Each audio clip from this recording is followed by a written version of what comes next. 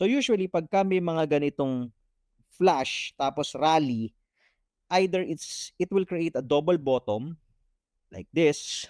Okay, ito po, higher high, ta's angat ulit tayo. So, kung tatagpasin natin yan, pwede mag-W, right? Or pwede rin ganito, equal low, equal siya, tapos akyat ka ulit. So, pwedeng mag-range or lower low.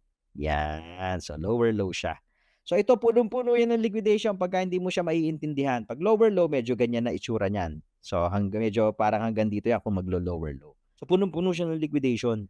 Kaya si TIPI natin is a buy the dip system. Gusto mo lang bumili pagka nagdi-dip. Kasi green cloud sa 1 hour. So, you want to look for buying opportunities. Kaso sa 5 to red eh. So, red to sigurado. Yan o. Red sa 5. So, watch out. Red cloud na to. Baka ma-reject ha. So, tignan natin to kung kakayanin pa niyang umakyat. Green pa tayo sa 15. So, TIPI traders, listen. Ito po yung crucial kay TIPI ha.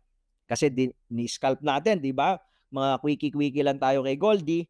Using RTPI trading system, ang crucial sa kanya is itong red cloud sa 5. Dapat mag-trade yung price above. Okay, so meaning to say, baka mag-consolidate, di ba sabi ko sa inyo kaninang umaga? Kasi Friday na eh. Red cloud, green cloud, red cloud. So pagka pwede siya umangat, magi-green na naman ng maliit, tapos baba na naman, magre-red na naman. So parang mag-switch ito.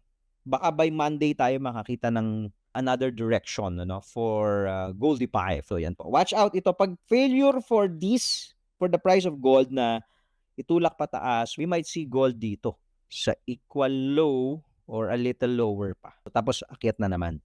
So magra-rally na naman siya. So lagi po yang may rally. Kaya yun ang masarap sa BTD setup ni Tipay.